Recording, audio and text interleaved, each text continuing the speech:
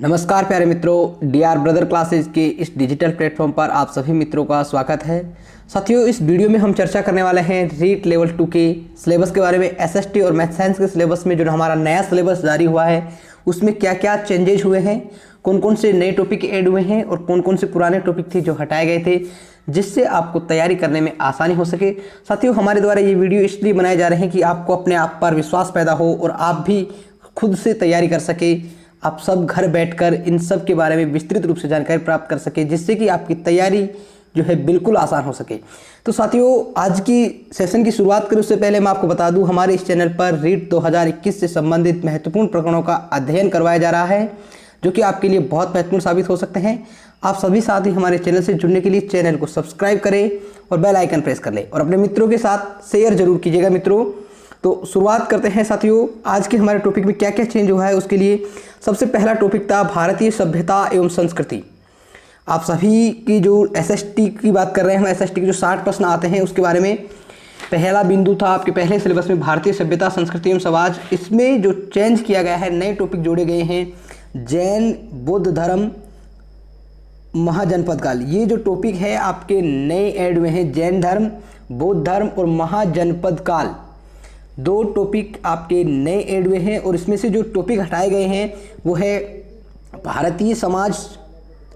आपके जो टॉपिक हटाए गए हैं इससे भारतीय समाज, इस यूनिट से परिवार, विवाह, लैंगिक। भारतीय समाज की जो विशेषताएं हैं, परिवार है, विवाह, लैंगिक संवेदनशीलता, ग्रामीण जीवन एवं शहरीकरण, ये टॉपिक आपके इस इकाई से हटा देंगे। इस इकाई में आपके लिए नई जो पॉइंट जुड़ा है वो है जैन में बौद्ध धर्म और महाजनपद काल। जब आपके जैन धर्म और बौद्ध धर्म, महाजनपद काल अलग से लिख दिया है तो मित्रों बहुत महत्वपूर्ण है, क्योंकि इस जैन धर्म और बौद्ध धर्म से बहुत सारे प्रश्न एग्जामों में पूछे जाते हैं जिस टॉपिकों में होते हैं। तो देखिए साथियों, अगला जो हमारा बिंदु है मौर्य तथा गुप्त साम्राज्य एवं गुप्तोत्तर काल। इसमें जो चेंज हुआ है, ज़्यादा चेंज इसके अंदर देखने को नहीं मिला है।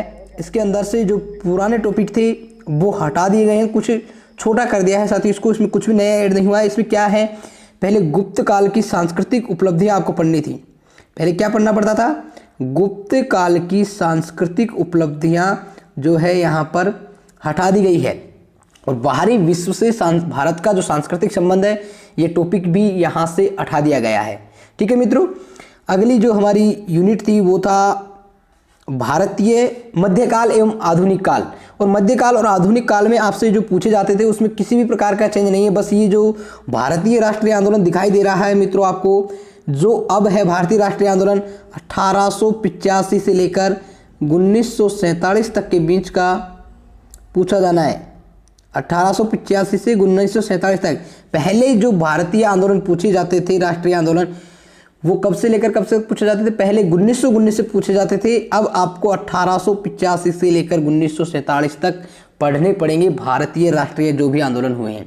तो ध्यान रखिएगा मित्रों, ये छोटे छोटे से पॉइंट बहुत महत्वपूर्ण होने वाले हैं एग्जाम को क्रैक करने के लिए। जो भी नया सिलेबस जुड़ा है उसको जरूर फोकस करते हुए पढ़िएगा, क्योंकि जब अलग से स्पष्ट रूप से लिखा है तो उनसे प्रश्न आने की संभावना ज़्यादा बढ़ जाती है मित्रों।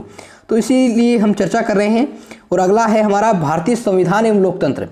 और भारतीय संविधान एवं लोकतंत्र में कुछ नई चीज़ें ऐड हुई है।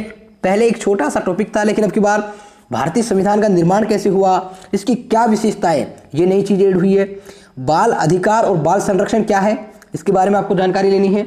और लोकतंत्र के निर्वाचन में मतदाता जो जागरूकता होते हैं उनकी क्या भूमिका है, इसके बारे में आपको पढ़ना है। आप सभी को दिखाई दे रहा है स्क्रीन पर, ये हाईलाइट हो रखा है साथियों। भारतीय संविधान का निर्माण और विशेषताएं आपको पढ़नी है। पहले ये नहीं पढ़ना था, लेकिन अब पढ़ना है। बाल अधिकार, बाल संरक्षण और लोकतंत्र में निर्वाचन में मतदाता जागरूकता। ठीक है मित्रों, जो इससे टॉपिक हटे हैं वो है, कुछ भी नहीं हटाए मित्रों। एक कहीं हम जहाँ संविधान के निर्माण और विशेषताएं आ गई तो वो सभी टॉपिक जो संविधान से संबंधित है, प्रस्तावना वगैरह, वो सब आ जाते हैं मित्रों। तो उसी प्रकार से अगला है हमारा सरकार गठन एवं कार्य। और ये टॉपिक भी हमारे पिछली बार था, लेकिन अब की बार इस सरकार गठन एवं कार्य में विशेष रूप से लिख दिया गया है मित्रों कि राजस्थान के विशेष संदर्भ में आपको याद करना है। राज्य सरकार, पंचायती राज और नगरीय सुशासन जो है, आप सभी मित्र बड़े ध्यान करते हुए इस टॉपिक को पढ़ेंगे।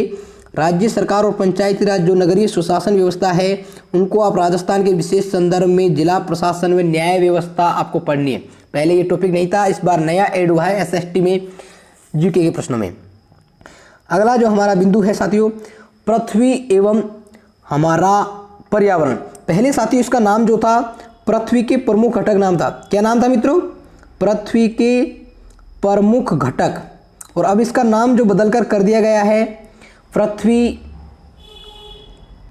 एवं हमारा पर्यावरण। तो साथियों इसमें जो टॉपिक ऐड हुआ है बहुत नए चीज़ें जोड़ी गई है। पहले अलग से जो पृथ्वी के मंडल हैं वो दे रखे थे, स्थलमंडल, जलमंडल, वायुमंडल और जैवमंडल।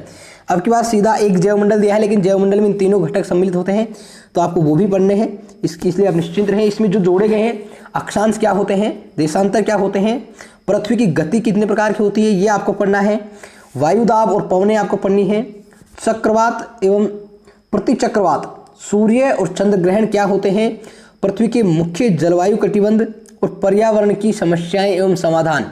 ये टॉपिक जो है पूरा नया जोड़ा गया है, ध्यान रखिएगा मित्रों।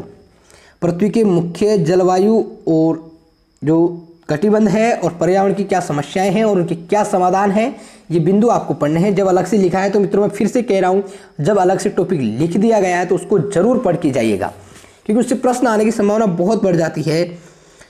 उसके बाद हमारा है भारत का भूगोल एवं संविधान।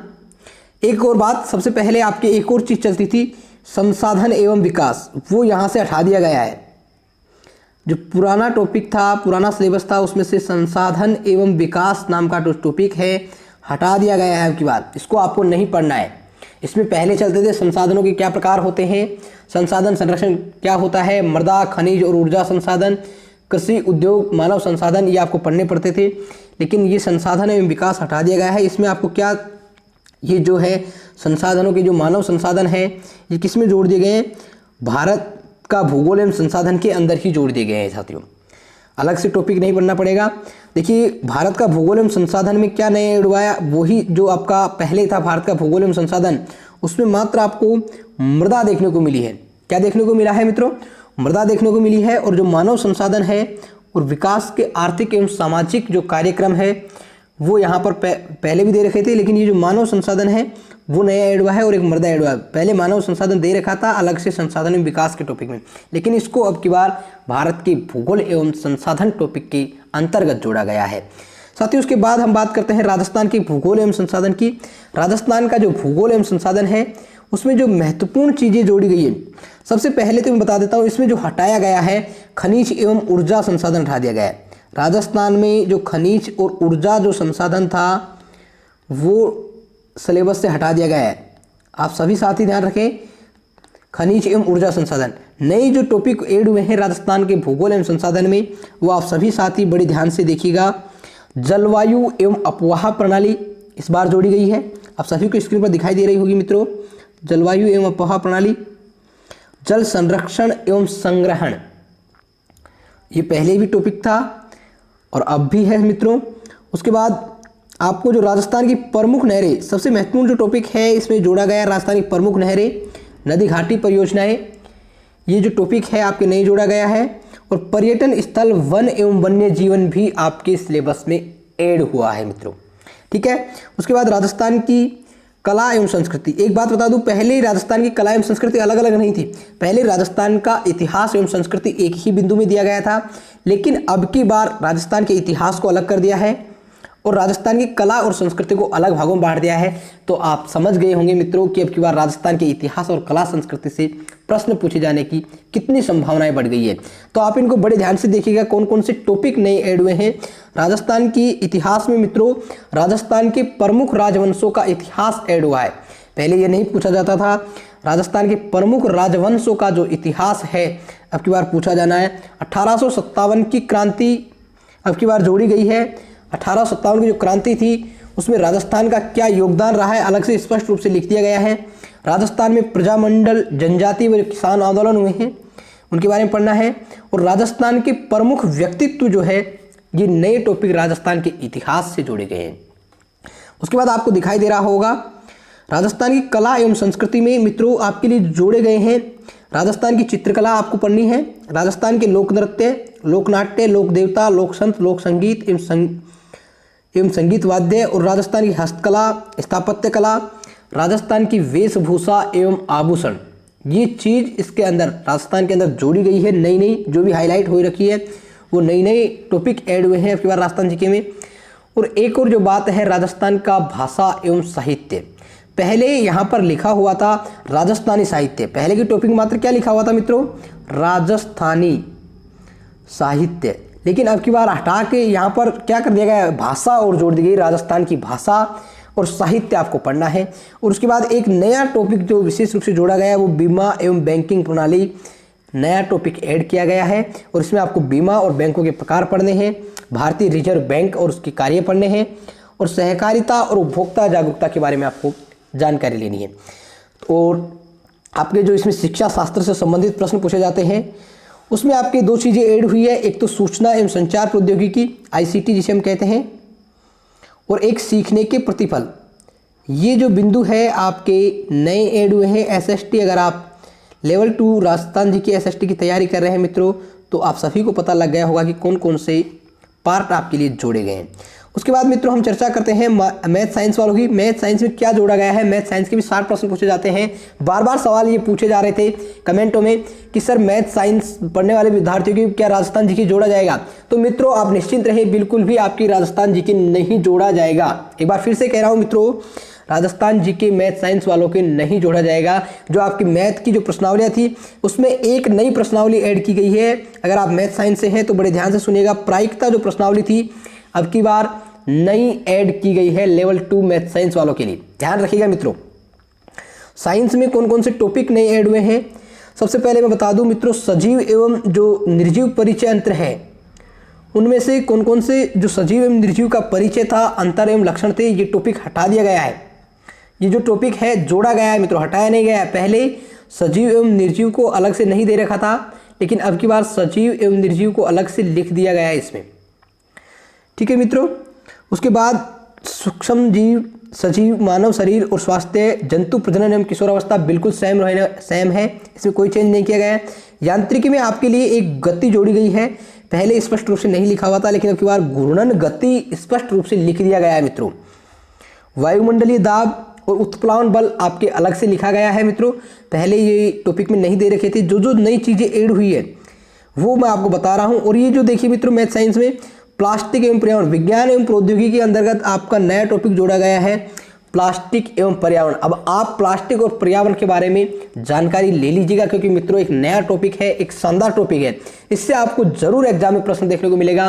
प्लास्टिक और पर्यावरण से क्या फायदे हैं, क्या नुकसान है, किस तरह से प्लास्टिक का उपयोग बैन किया जा सकता है, किस तरह से हटाया जाना चाहिए, किस तरह से उपयोग किया जाना चाहिए, इनके बारे में प्रश्न पूछे जाएंगे, तो आप इनको बड़े ध्यान से देखिएगा मित्रों।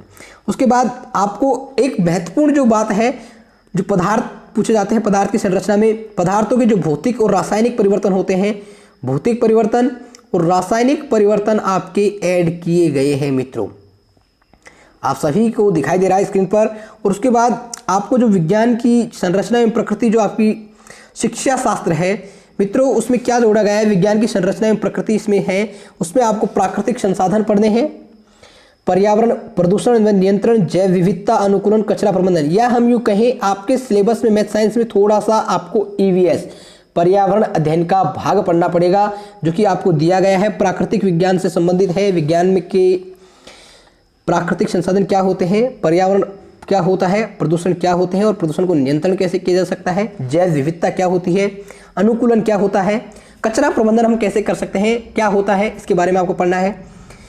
और आपके लिए अलग से जोड़ा गया है कृषि प्रबंधन, कृषि पद्धतियाँ और राजस्थान में उगाई जाने वाली प्रमुख फसलें। अगर हम कहें इसे थोड़ा सा जीके का थोड़ा सा पार्ट है, ज़्यादा नहीं कहेंगे हम, कृषि पद्धतियाँ राजस्थान में उगाई जाने वाली प्रमुख फसलें, इसे ये आपको पढ़ना है मित्रों, ठीक है। और आपके मैथ साइंस में किसी भी प्रकार का कोई चेंजेज नहीं हुआ है। गणित में आपकी एक प्रश्नावली प्रायिकता नहीं जोड़ी गई है, और इसमें आपके जो नए टॉपिक ऐड हुए हैं वो एक बार फिर से सुन लीजिएगा मित्रों। सजीव एवं निर्जीव में आपको एक बार परिचय पढ़ना है अच्छे से, अंतर और लक्षण अलग से दे दिया गया है। सजीव पहले भी दे रखे थे, लेकिन साफ लिखा है सजीव और निर्जीव में आपको परिचय होना चाहिए और अंतर करना आना चाहिए और इनके लक्षण पता होने चाहिए। घूर्णन गति, वायुमंडलीय दाब, उत्प्लावन बल, प्लास्टिक एवं पर्यावरण, भौतिक एवं रासायनिक परिवर्तन पदार्थों के, ये आपको नई चीज़ें पढ़नी है साथियों, मैं बता चुका हूँ। अब बात करते हैं हम बाल विकास में लेवल 2 में किस तरह का चेंजेज हुआ है। तो आपको बता दूं मित्रों, कोई भी चेंज आपके बाल विकास में मोटा मोटा नहीं हुआ है, मात्र एक छोटा सा लैंग्वेज में चेंज किया गया है। व्यक्तिगत विभिन्नता वाली जो यूनिट थी आपकी, उसमें पहले व्यक्तिगत विभिन्नता, भाषा, जाति, लिंग व समुदाय के आधार पर पहचान करना था। तो अब की बार इसको भाषा बदली है बस, और कुछ भी चेंज नहीं हुआ है कि व्यक्तिगत विभिन्नताओं को प्रभावित करने वाले कारक आपसे पूछे जाएंगे कि व्यक्तिगत विभिन्नताओं कौन कौन से कारक प्रभावित करते हैं। और एक टॉपिक नया ऐड हुआ है, बच्चे सीखते कैसे हैं। जो अधिगम वाली यूनिट थी उसमें लिखा है बच्चे कैसे सीखते हैं, ये एक अलग से टॉपिक दिया गया है। और कल्पना और तर्क शब्द भी अब की बार जोड़ दिए गए चिंतन के साथ में। कल्पना और तर्क के बारे में भी आपको पढ़ना है। तो साइकोलॉजी में, और एक ये है सीखने का प्रतिफल। ये छोटे छोटे बिंदु ऐड हुए हैं और साइकोलॉजी में इसके द्वारा कोई ज़्यादा चेंज नहीं है, मोटा मोटा सा किसी प्रकार का कोई चेंज नहीं हुआ है, वही सिलेबस है। बस ये जो बच्चे सीखते कैसे हैं, कल्पना, तर्क और सीखने के प्रतिफल और व्यक्तिगत विभिन्नता को प्रभावित करने वाले कारक। और मित्रों, अगर आप अब लैंग्वेज की बात कर लेते हैं, अगर आप लैंग्वेज फर्स्ट चुनते हैं हिंदी भाषा, लैंग्वेज फर्स्ट में हिंदी भाषा चुनते हैं, तो आपको जो चेंजेस देखने को मिलेंगे, पहले आपके गद्यांश के जो प्रश्न पूछे जाते थे उसमें 2 चीज़ें नई ऐड हुई है। बड़े ध्यान से सुनिएगा मित्रों, अब की बार वाक्यांश के लिए एक शब्द और शब्द शुद्धि से प्रश्न भी पूछे जाएंगे गद्यांश के अंदर। और जो आपका अपठित गद्यांश आता था उसके दूसरा, उसमें आपका एक नया टॉपिक और ऐड किया है, राजस्थानी शब्दों के हिंदी रूप। राजस्थानी शब्द दे दिए जाएंगे आपसे और उनका हिंदी रूप पूछ लिया जाएगा। और एक टॉपिक जो जोड़ा है विराम चिन्ह।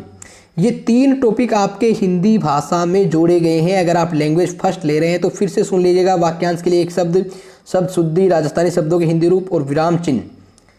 ठीक है मित्रों। उसके बाद अगर आपकी लैंग्वेज सेकंड हिंदी है तो आपको क्या करना है, इसमें जो नए शब्द, नई चीज़ें ऐड हुई है वो हुई है युग्म शब्द आपको पढ़ना है। शब्दों को और शब्दों को शब्दकोश क्रम में किस प्रकार से लिखते हैं हम, शब्दों का क्रम क्या होता है, और शब्दकोश अगर आपको कोई शब्द दे दिया जाता है तो उसको हम क्रमों में कैसे लिखना है, और शब्दों के मानक क्रम, शब्दों को शुद्ध कैसे लिखा जाता है, कौन सा शुद्ध रूप है, ये आपको पढ़ना है।